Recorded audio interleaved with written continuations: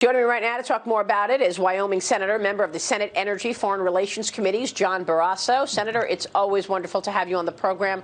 Welcome back. You just heard Congressman Ro Khanna. He said, let's just do the $15 minimum wage, have this brushstroke, one level across the board, and then just give incentives to small business. And you say?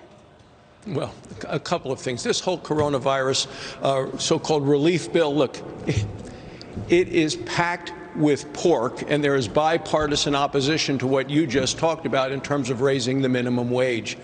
This is a piece of legislation that is the wish list of liberal Democrats for a long, long time. You know what's loaded in there. Payoffs for big cities and bailouts of the blue states, money for failing pension funds. This whole bill, in my opinion, gets an F grade because it fails to do what it's supposed to do, which is get people back to work, getting kids back to school, and getting the virus behind us. The specifics of the $15 minimum wage, that certainly doesn't work in my home state of Wyoming.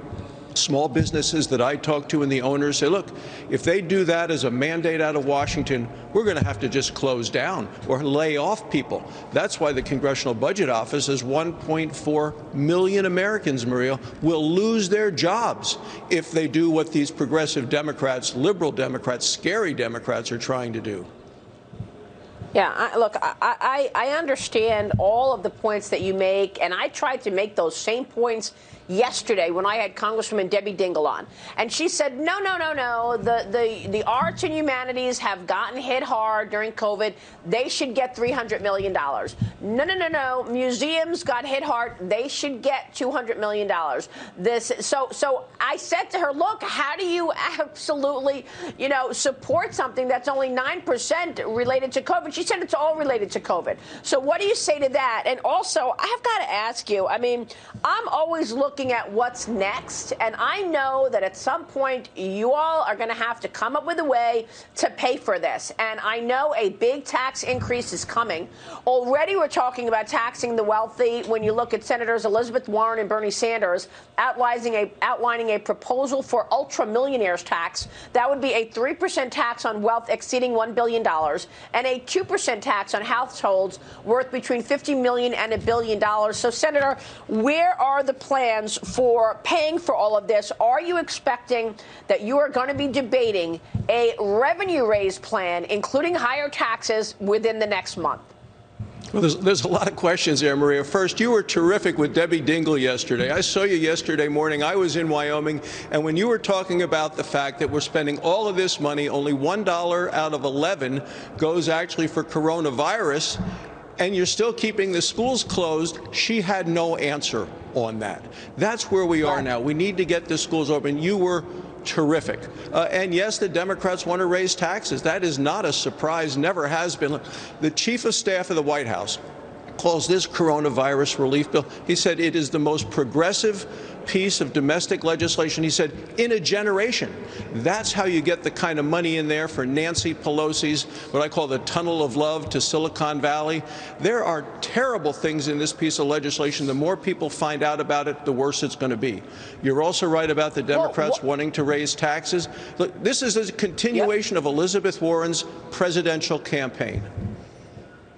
Are you going to be able to do anything about it, Senator? Your constituents are counting on you in Wyoming to fight for the energy business, fight for GDP, not PPP. And you've got the Senate vote this week. It just seems like they're in control. They're just going to roll over. So is there anything you and your colleagues can do to stop these progressive policies? Well, we're fighting every day to stop these ridiculous policies that they're not just radical and extreme, they're dangerous and they are scary. And what Elizabeth Warren is talking about is not just raising taxes. She's talking about actually going out there and confiscating wealth, money that people have already earned and paid taxes on. So it's tax raises on steroids. This is awful. In terms of energy, look, Joe Biden has taken an axe to American energy, and he's chopping into paychecks all across the country. In Wyoming, we produce energy, we consume energy, we do it responsibly. Take a look at what's happened to gas prices over since the first of the year. Gas prices are up 50 cents a gallon. So consumers are going to be paying. First, the Democrats want to raise taxes. Second, they're paying at the pump. They're going to be paying to heat their homes. All of these things are having a terrible impact on mom and pop at home trying to get the kids back to school. You're right. Senator, I'm so glad you brought that up. That's such an important point that you just made. You're talking about Senator Elizabeth Warren coming up with a tax on income you've already been taxed. OK, you have created a life for yourself. You've built wealth over years. You bought a home. Maybe you bought a second home. Now she's adding it all up after you already paid taxes on it and saying, well, you have $50 million in assets, so here's another tax.